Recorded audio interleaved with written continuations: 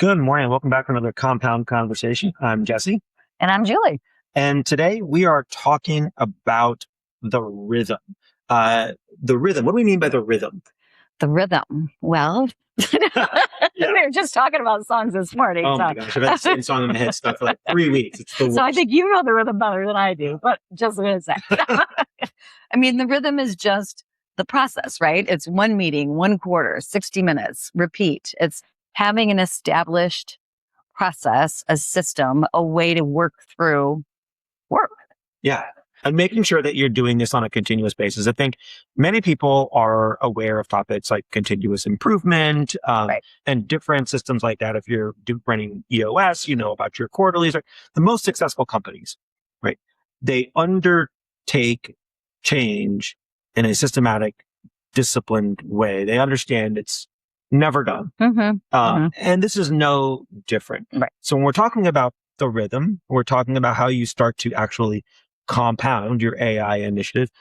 It's not because you've done one sprint and then you're done. You're like, all right, guys, we got it. AI's figured out. We are masters of AI. That is not how this works. No. Right. And in fact, it's got to become part of your operational discipline. Right. And I would say culture, right? I mean, like HR has known this for a long time, right? Like there's that cultural piece. And, you know, I always find it interesting because like processes don't usually drift because people stop caring.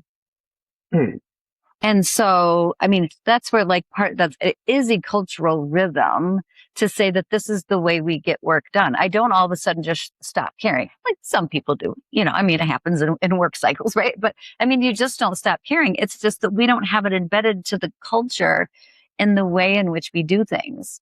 I think, but you know, EOS of today, Rockefeller habits of the 90s, maybe? I can't remember. I think theoretically still a thing, but yeah, I'm sure they are. But you know, I mean, it's having that habit that's bedded into your culture that happens so that progress and deliverables and thought processes don't drift. Because without that, they drift. That's right.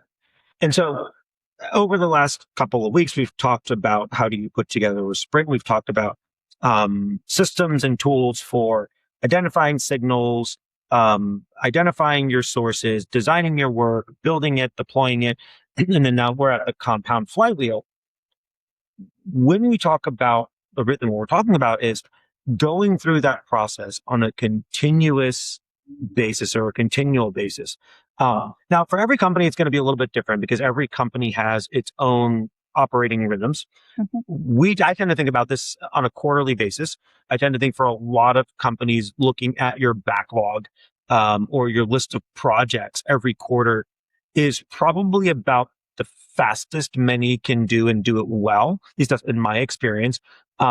But whatever it is, having some idea of your catalog or your backlog of things you will be working on based on the signals you've identified and saying, okay, every quarter, when we do our quarterly or whatever it is, we're going to be looking at the backlog and we're going to be evaluating the outcomes that we expected to get. We're going to add new signals to the backlog, and we're going to continue to work iteratively through these sprints over and over and over and over again. Super boring. Right? It sounds super boring. Like everybody wants the shiny, the shiny thing, but there is no GLP-1 for AI development or for implementation and changing the workforce. It's funny. I was reading an article the other day, and it was another survey by, I think it was Deloitte in this particular case. And they put out an interview, and something like 74% of the people they interviewed knew that the work was going to have to change, but yet only 50% of them felt like they were going to be able to redesign the work around agents. And even a smaller percentage felt like they were prepared to move down that path because they don't yet have that operational discipline. They haven't yet built the infrastructure to make this happen. And I think what people are realizing is that when you take old work and new agents, you don't get outcomes, right? New work and new agents is not a new operating model. Right. It's just what is the word you've used before to talk about doing the design without deploy? I mean, that's what it is, right? That's what I was just going to say. I was like, that's, you've got to design before you deploy, right? You really just have to. And I think when we think about AI, and we talk a lot about, is it a technology problem? Like we talk about AI and we all say, oh, it's a technology problem. But when you embed AI specifically just within the IT arena and something happens, right? It's a systems problem. Yeah.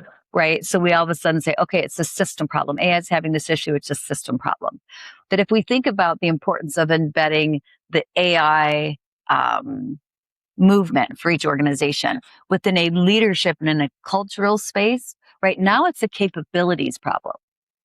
And so when we identify that there's a capability problem, like we can help with that. Like, you can come in from a workforce perspective and say, we can help with that because we can develop capability. But when we just have it over here and it's not bubbled up from a leadership capacity and it's kept down here as a systems problem, we're still not going to see that compounding effect that we need to see, which, if we think about compound, when we go in with clients, it's an intensive first 4 to 6 weeks. Yeah. Right. And that's intentionally. It's the rhythm, right? It's what it takes to shift mindset. It takes to shift rhythms within the organization, patterns of doing work. And so you have to go in very intensively and start with that and say, okay, now we've got this into a rhythm and then compound. When we get to the 6th step of compounding, then we can step back a little bit because we've taught them how to fish. Yeah. And now we can coach and evaluate, but you have to be intentional about that rhythm. I have to say, I was just driving here this morning talking to a client and we're working on a new project and it's high volume, high impact, can't slip. And so we just started working on this a couple of days ago. And the first thing I said is we're meeting every day. Every day we will be on a 30-minute call. And you could tell it's like, every day I kind of have to talk to you every single day. And you're like, yes, because we don't have a rhythm. Because if we had a rhythm, we wouldn't be here. Right. Right. And so it's the way you've got to get that institutionalized. So how do you run through this? Well, there's 4 steps. First thing you want to do is look at your previous sprint at the outcome level. So if you've been following the process, you will have done a sprint plan. You will have identified, and in that sprint plan, you would have identified your signals. You would have started cataloging resources. You would have designed some work. You would have built something. You would have deployed it. And all of that, there should have been some goal that you intended to accomplish when you put that process together. So the first thing you want to do is evaluate, like, did we accomplish the goal? Right. And if not, what outcomes did we get? Okay. So step 1 is review the previous sprint at the outcome level. Step 2 is then to update the signal backlog. Now, I'd love to tell you that every single sprint, if you follow this process, you're going to get exactly the outcome you want and exactly the way you wanted to do it in exactly the time frame. It doesn't really happen like that in reality. No. Right? And in fact, what happens more often than not is that you go through the process, you get an outcome, it's generally going to be directionally correct, but you're then going to unlock or uncover a whole lot of other things that you need to work on. Now, if you're not disciplined, what'll end up happening is you'll get distracted by those things and you'll start trying to tackle those things mid-sprint. You should not do that. All right. Instead of trying to tackle those things mid-sprint, those need to get to the backlog. And this quarterly rhythm is the right time to now look at that backlog, to look at the things that were kicked off during that sprint and say, okay, we directionally we're moving in the direction of our outcome. All of these other things happened. And so now we're going to update the signal backlog with the things that came up during that sprint or that we observe now. Step 3 is then to start to commit the next sprint. Now, if you've gone through a process of ranking your backlog or ranking your signals, then the next, starting to do the next ranking is just a repeat of what you've already done before. Right. And the question is, well, what still has the highest business value? Where is there still the most amount of impact? How do I reprioritize the list? We're all used to prioritizing lists. We all do that all the time. Right. And so now step 3 is to do that. And then you want to make sure that in that quarterly rhythm, you're also updating the hybrid accountability chart. One of the things I was reading, and I don't remember where I read this from, but one of the biggest problems that people have when it comes to AI implementation is that they don't have a great unified data foundation, and they don't have a good framework for governance. I think it was something like 72% of the people surveyed in this particular, I think it was might have been Cloudera. I don't remember. I'd have to look it up and we can post it in the notes. But 72% of them said they realized when they started going through this that the lack of a unified data foundation and the knock-on effect of not being able to trust the governance around agents was a significant blocker to being able to implement things. Right? And the hybrid accountability chart exists to solve that problem. And I'll say this because this has actually been my biggest problem. You start making all this progress, you start running, and then you realize, God, we have all of this data in all of these places. They don't connect to each other. The governance around them is very, very different. And that can be even more the case if you're in a regulated industry. Right. And so you want to make sure that as part of your rhythm, you are updating that hybrid accountability chart, and that you're being deliberate about keeping your sources, your agents, and the people responsible documented. Again, not sexy. Right. Nobody wants to do that work. Right. But it's so important if you want to start compounding. Oh, absolutely. I mean, if you're not identifying that, then like you said, you're going to get distracted. Like that's the first thing that's going to happen. And it happens all the time. I mean, even when you just sit in meetings and you watch meeting cadence, it's really interesting to watch how meetings go kind of go all over the place. So having that and being very intentional, that's why in Compound, we talked about the signal, the signal and the source. Those steps are so critical because what we're trying to do, we're not trying to make it through the workshop, right? I mean, if you say Compound, it's a framework. We're not trying to make it through the workshop. Right. We're trying to change the way we're doing and thinking about the work. Yes. And that's not easy, but it's necessary to create compounding effect. It absolutely is necessary. And yes, it's not sexy, but it has to be done because otherwise your outputs, you're the old thing, what is it? Garbage in, garbage out. Yep. Right. That is still going to happen with AI. AI is not the magical pixie dust that we just sprinkle. And then all of a sudden we're just like superhumans and can produce output at like 10x than we have been done before, nor organizationally. And especially if you want organizational change, like that is where the big difference, like when we talk to people now, and it was just a conversation I had earlier in the week, when you talk to people now, they're implementing their AI. Right? Yes, I am using AI at work. Yeah. I'm using it. So yes, we're using it.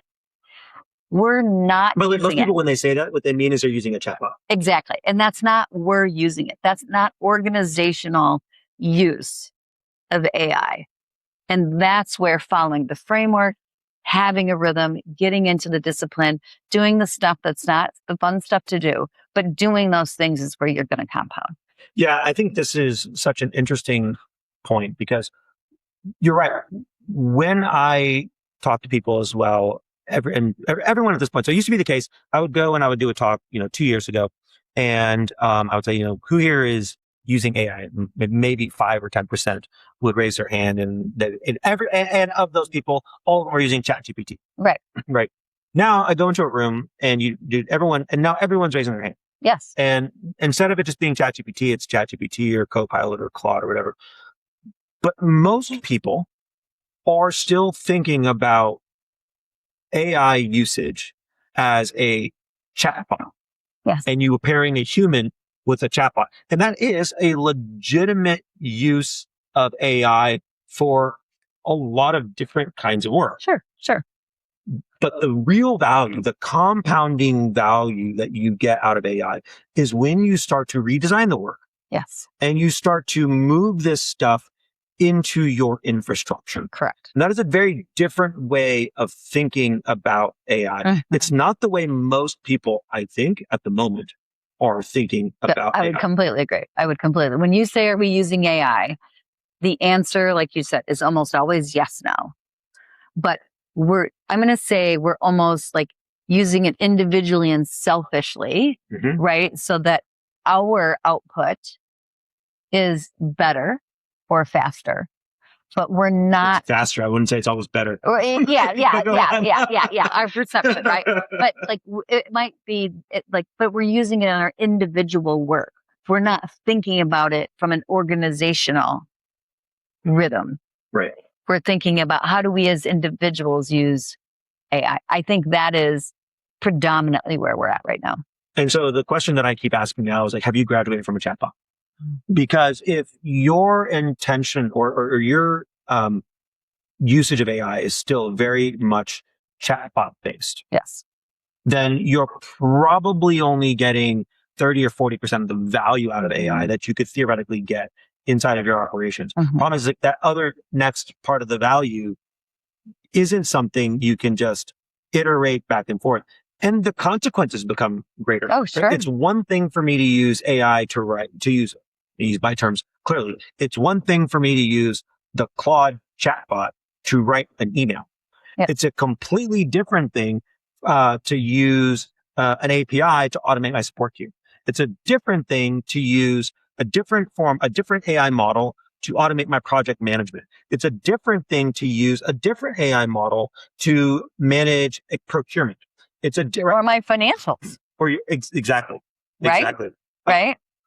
And so I think this though is where that value of AI starts to get a little bit higher. And I think when in that Deloitte survey, when people are realizing, hey, we know we have to design our work around agents, but we're not prepared. I think it's because what most, I'll say at least enterprise users at this point are realizing is that the power of AI, it supersedes chatbots considerably. But as you bring it deeper into the infrastructure, deeper into your systems, the quality of your data, your ability to govern, your ability to manage, all of those things start to change dramatically. Right.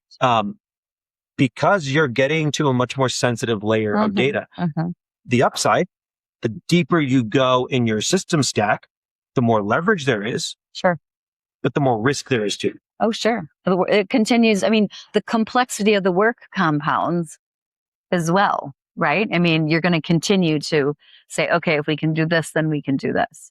But the complexity and the risk, it grows. And so, that's where, a lot of times we talk about the human versus the AI interaction, right? Like, so that is the point where we cannot use AI without that human orchestrator, we call it human orchestrator, but human judgment, right? You have to have that human orchestrator in there to be able to review with wisdom, to be able to call on, you can have the financials drafted perhaps, to get it into some format and kind of pull some source data together. But you better be able to have the wisdom to look at that and say, yes, that's right.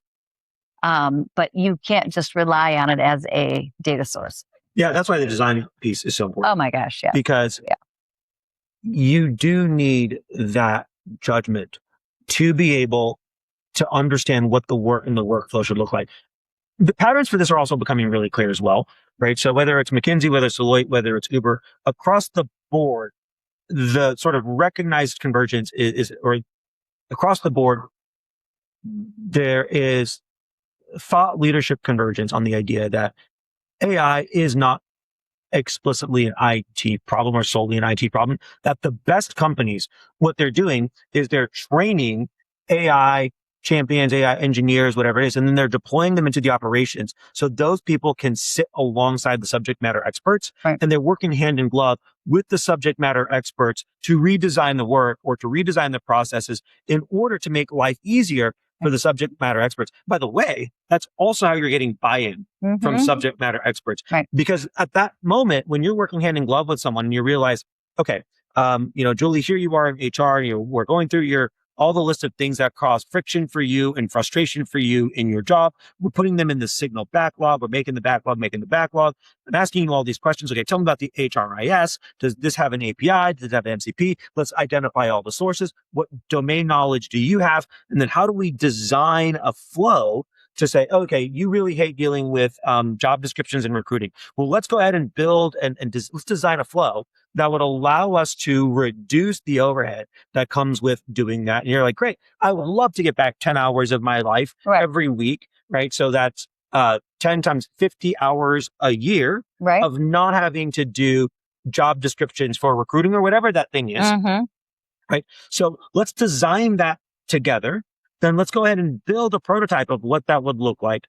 And then you, as I get ready to deploy it, you tell me, does this meet your needs? Is this helping you get your job done better? You say, yeah, this is great. Now we've deployed the thing, but in doing that, we also realized, the other thing that's really kind of annoying to manage is, I don't know, exit interviews. Like that really sucks, right? And so how do we then, so you're going to now start asking me about this because you're seeing the power of AI in this one thing. Exactly. So say, hey, Julie, that's really, really great. Let's put that on the backlog. Yes, exactly. I was going to say, let's stay focused here. And this is, and I feel like we say it every time. I think we do, but this is design before deploy. Yes. And it's so critical. And, another thing I'm just going to say from a leadership perspective, and maybe to tie back into that culture a little bit, is when you're doing these things, even when you get to deploy sometimes, we have to identify the fact that stopping something at whatever stage it is takes courage. Like we've all sat back and I'd say probably more in an HR seat, you watch sometimes projects that are just like running. And you're like, I'm not really sure 100% what's going on there, but it sure doesn't seem like it's heading in the right direction. And the more you watch it, you're like, there's somebody there who doesn't have the courage to say stop. And so that's one of those important things when we think about design before deploy is if we're going through that and you're gaining this wisdom, there's times where you're just going to have to say, well, wait a minute, stop for 1 second, because that's not resonating. Or like you said, I'm going to think of something else. Great. Put it on the backlog. But the rhythm of keeping the focus on that and being able to have the courage to, maybe it's not stop, but ask really good, insightful questions so that the design or designer has the information that they need. I mean, that's really one of those important things that you've got to say, okay, that's got to happen too. And so we go through this process. We now implemented AI into this one part of your system. Now at the quarterly at the quarterly review, now we want to look at this and say, okay, we were able to successfully automate the creation of job descriptions at scale, but we can only do it in this department, not this one, because we feel like this one's different for some reason. I don't know what that reason might be. You would know better than I would. But the point is like we get to the point, we realize, okay, we've evaluated the outcome. We were able to automate here, but not there. During the course of that sprint, you asked me about exit interviews. You asked me about, what other kinds of things. That's all now on the backlog. So we now say, okay, now given the backlog, we've got exit interviews, or we could optimize in this department over there, or maybe we need to start looking at behavioral analysis. I don't know. Right. But now that's what that second step is for. It's to say, all right, we looked at the outcome. We accomplished this much of our goal. Now we're going back to the backlog. You identified these 3 or 4 other things. We've enumerated them. And then we say, okay, well, you know what? It turns out that this one specialized area where we couldn't get the job descriptions just right isn't really as important as streamlining our exit interview process. So that one now gets the next sprint, regardless of the fact that, yes, we've made some momentum, we've made some progress on this one front. Our human judgment at the rhythm, at the review point is to say, well, yeah, we've hit kind of the Pareto optimum here. We've hit our 80% where we're good here. Let's go work on something else. Now, if we follow this process, you, by the way, especially after the first sprint, now you, as the subject matter expert who I work hand in glove with to make this happen, you, by the way, you now have buy-in. You come to build the backlog. You're seeing your work transform. You were part of the design. You were part of the deployment, right? You're now seeing the benefit.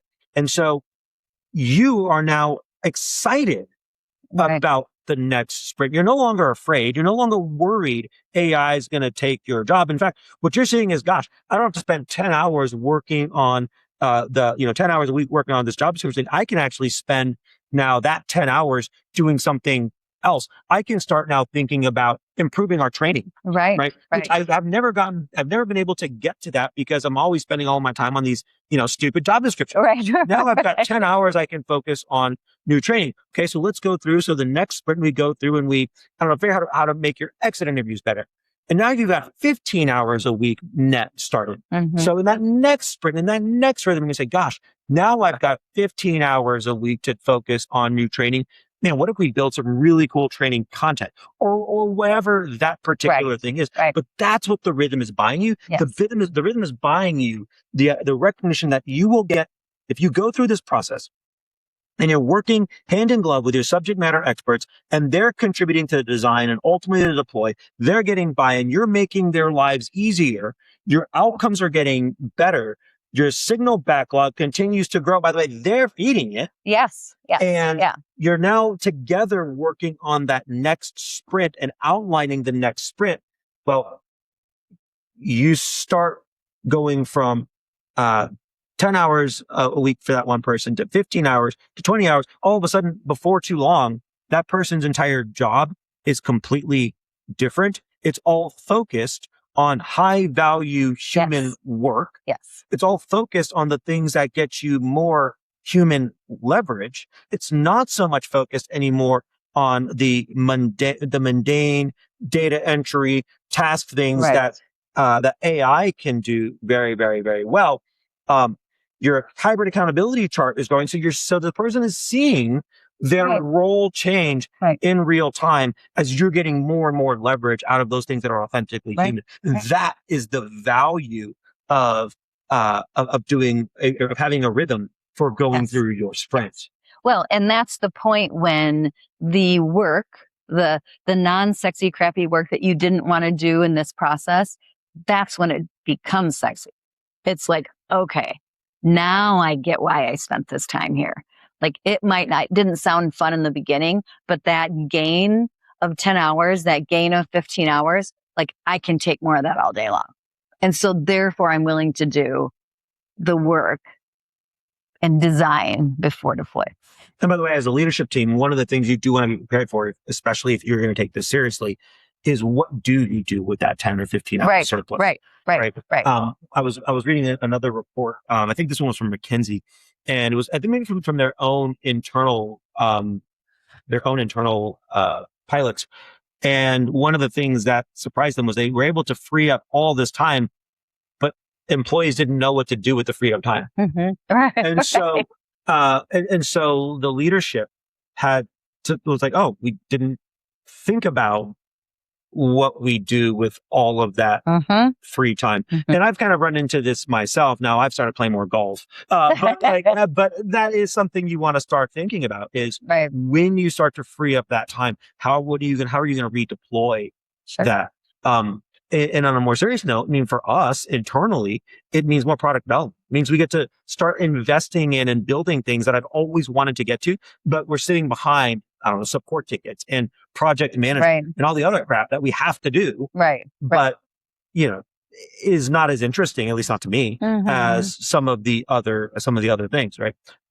So being aware of that as you're getting this kind of organizational buy-in, as you're changing the work, if this is successful, I should say really when this is successful, you're going to have another problem, which is what do you do with the surplus? Because that will happen. Well, and it's going to shift your organization. Like I would say, and again, we find this all the time. Everyone's having AI conversations right now. And what I find really interesting in talking to people when you start getting into an AI conversation, there's a difference between an AI conversation and AI discipline. And so, having this framework and going through this process is going to shift your organization into having that AI discipline, the rhythm, versus let's just talk about AI. And now there's AI conversations all over the place right now. It's probably the most predominant conversation in any meeting you go to. Yes. But it is a AI conversation.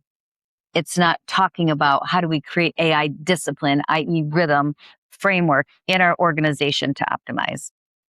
Yeah, and I think a big part of that is also because we still think of AI as something sort of other. Yeah. You know, I've said before, and I believe this to be true, that um, before long, AI is going to be as ubiquitous as Excel.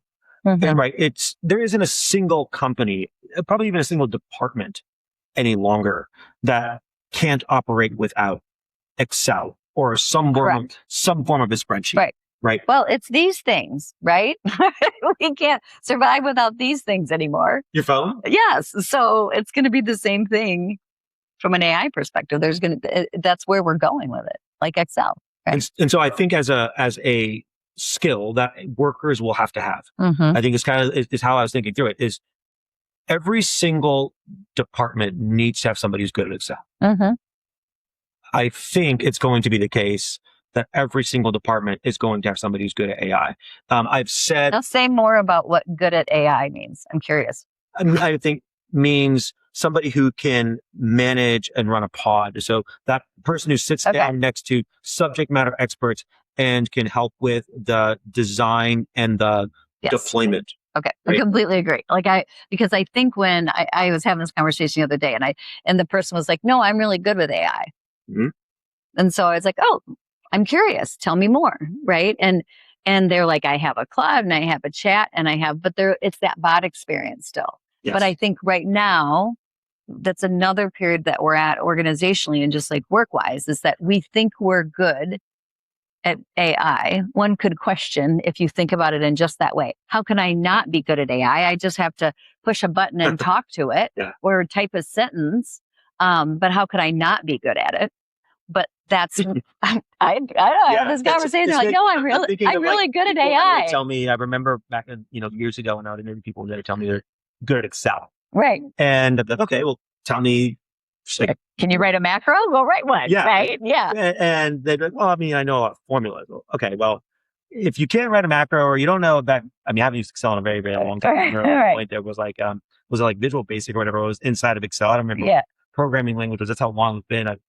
Now I use Google and AppScript, right? So, but yeah, I remember that. Lots of people would tell me they're good at Excel, right? But they didn't actually know how to, but they meant that they were slightly better than average at formulas. Right. And when you talk about people using chatbots and they're like really good at AI, I'm like, oh, maybe you're like above average prompter. Right. But if you don't know how to do API integrations and you aren't sure how to move work through these things in a governed, safe way, it's kind of like, I know how to. I know what some if is. Yeah. Okay. Yeah.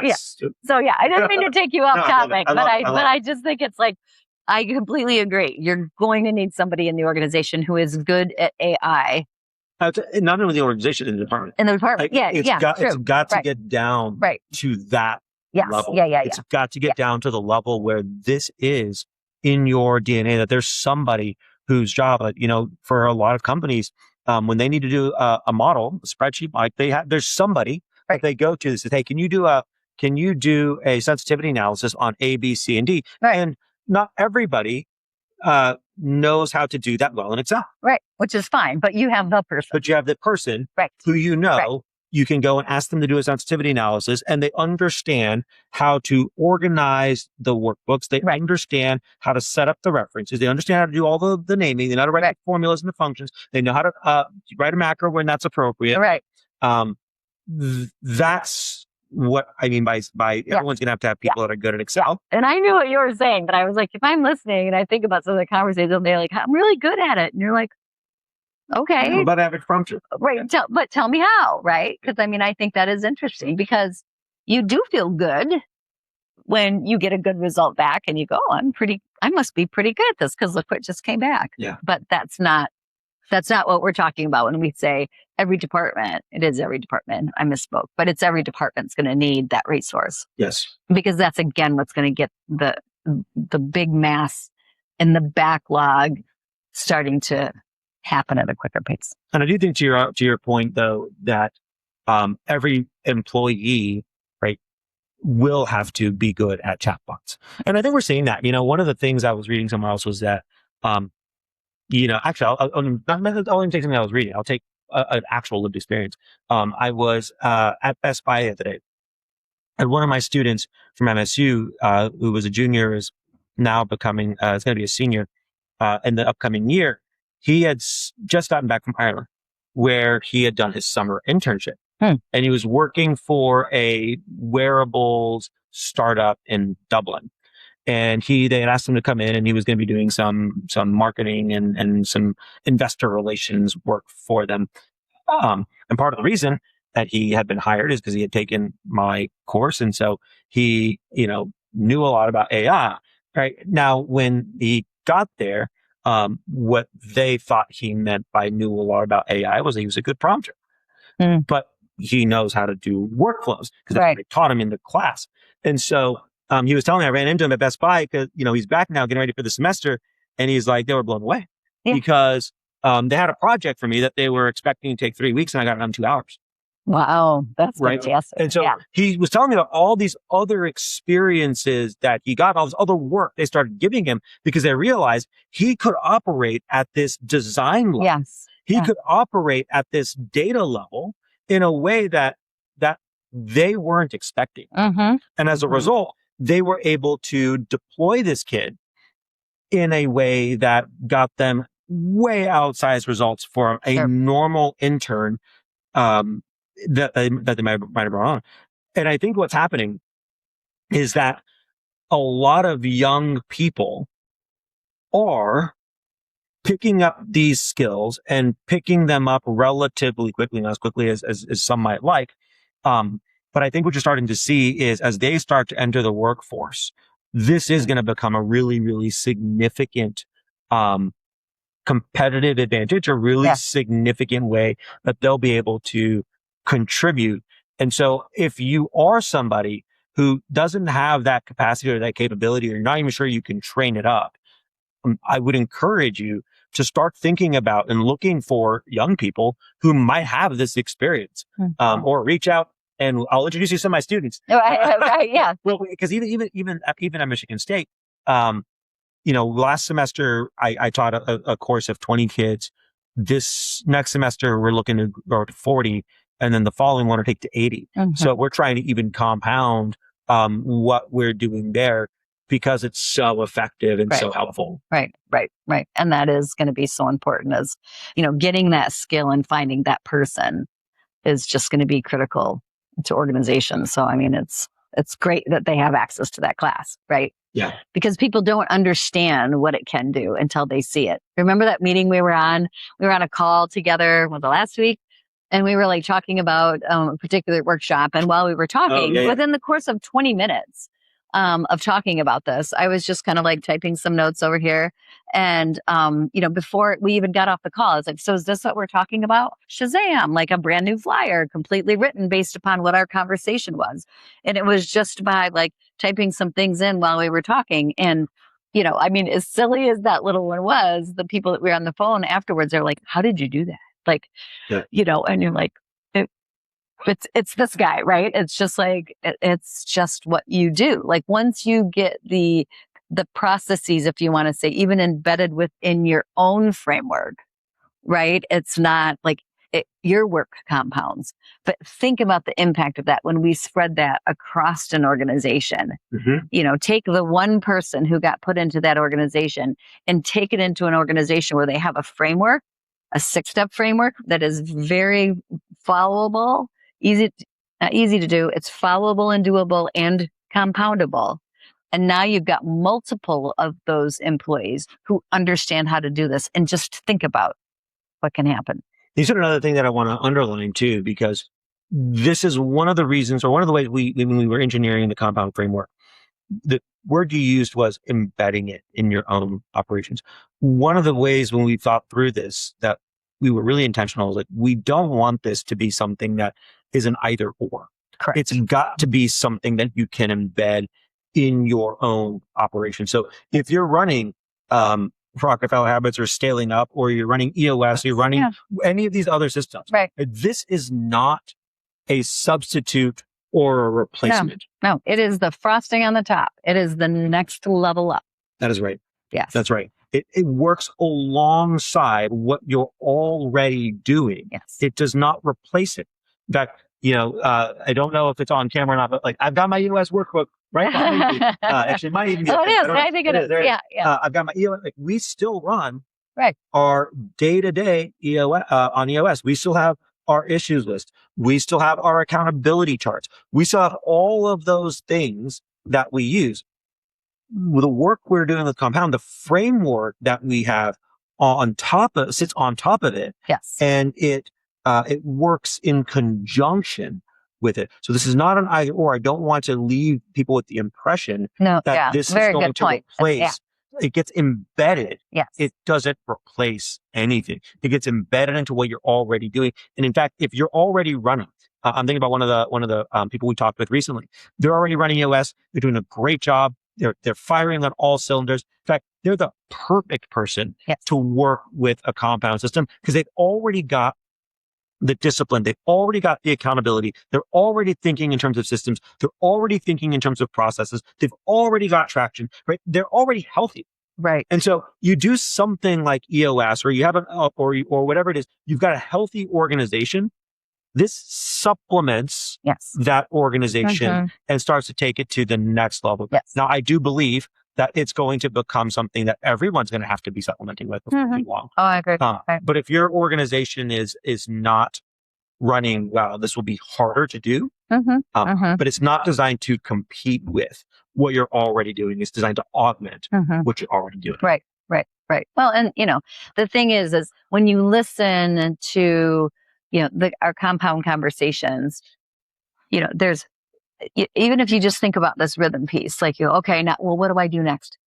Just have a meeting, like schedule a meeting to start thinking about how do we do this framework. It's one meeting, and we can walk people through that, and we can say, okay, this is how this would work. And I think it's just so important because we can continue to say, we've got to do something. I've got to do something. That's what everybody tells us. I've got to do something with AI. I've got to do something with AI. Okay, well, let's talk about that. Let's just talk about that. Let's talk about how this becomes embedded into your organization and how you can actually optimize your AI and have it become a discipline instead of just a systems problem in your IT department. Yeah, and I think having this frame also starts to demystify it. I was giving a talk recently to a group, and one of the things that I kind of kept hearing and I was sort of intuited is that it's super overwhelming, feels like a lot. Right. But when we started going through this, and I said, okay, do you have somebody in your organization who really likes AI? Who is the one telling you should be doing all the cool things that you should be doing, and they're thinking about this. And most people are like, yeah, we've got a person like that. Right. Okay, that person, they probably don't know all of your departments, right? But you know all your departments, your department managers know your departments. So if that person has some training in how to think about a system, how to think about AI systematically, not just in terms of what they see on YouTube or TikTok. Right. And they could just sit one-on-one with somebody in your department. Do you think those two people in your company could come up with a reasonable set of things that they think could be improved? Yes. Okay, that's not particularly intimidating. Right. What gets intimidating is when we start thinking about the deployment. The deployment. Right. Before we are thinking about the backlog and the sources and the design, then it's super, super, super intimidating and it's super overwhelming. But I promise you, if you're listening to this and I was like, hey, do you have any problems in your business where there is friction? Yeah. How many do you want? Not exactly. How long do you have? Yeah. And do any of those problems require a person to touch a computer? Yeah. Right. Like those are two very easy questions. Exactly. So if you're going to sit down and have a meeting, just start with those two questions. Right. Do we have any friction? And do any of them require a computer? Right. Those are the first two steps of starting to move down this path. And then the rest of it just starts to become new ways to approach removing that friction by streamlining some of those systems. Yeah. It's not, and it doesn't have to be, like you said, intimidating. It doesn't have to be, but you've got to start somewhere. Right. And that's, when we always talk to people, it's like, let's start with the source. Let's start with the one thing, right? But we've got to start somewhere, or otherwise we're just going to keep doing something and we're not going to get to the place that we want to be. And I think beginning to realize that AI in your organization is not about a chatbot. No. A chatbot is one use. Exactly. It is one way to work with AI, and it's a valid way to work with AI in many organizations for many types of work. But it is not the only way. Right. And I would argue it's not even the most high leverage way. I was going to say, it is a way. So you're absolutely right. I think it's because we're thinking that that's what I'm using AI is in some respects right now. That's where the disconnect is between we're using AI and we're not seeing the P&L impact. Yeah. That's a big piece of that, because we spent the money for the subscriptions for the AI, for the chatbot usage. And so it is a usage and it does help. We all use it. It's wonderful, right? But it is not where you start seeing the P&L impact. And so that's why people are going, well, wait a minute, we're putting this money into AI, but we're not seeing the P&L impact. Well, we're using it as an individual accelerator, not an organizational tool, discipline. That's right. So the compound system designed to be embedded into your existing system. Like all healthy systems, it should be run on a rhythm and on a cadence regularly. I suggest quarterly. Might be a little more, might be a little less, depending on your organization or whether you're using EOS or something else. That's going to be a call for the management team to figure out. But it's got to get on the calendar. The way this works is so almost boring. You've got your 6 steps of identifying your signals, mapping them to sources, designing work, ideally with somebody that understands AI workflows, working hand in glove with subject matter experts, building out a solution, deploying it. And if you've done the design well with the subject matter expert, by the way, the deployment becomes a lot easier because that person's already bought in. You're making their lives easier. And by making their lives easier, you're making your operations more efficient. Right. So make sure you also think about what to do with reinvested time, because you're going to get it. Right. Okay. And that starts to compound when you do it over and over and over and over again. And keeping track of these artifacts using things like the hybrid accountability chart, using things like your signal backlog and your source log and any of the other resources that we've talked through. Doing that will allow you to keep things organized, allow you to track your progress. And I promise you, might be 3 quarters, might be 4 quarters, might be a little bit more, but you'll start to see this compounding results. Yes, it happens. We've seen it. So see it, live it. Yeah, really, exactly. So set the meeting, start thinking about it, start moving it from conversation to discipline, and have a rhythm and a process and a framework to do it. Awesome. Yep. Julie.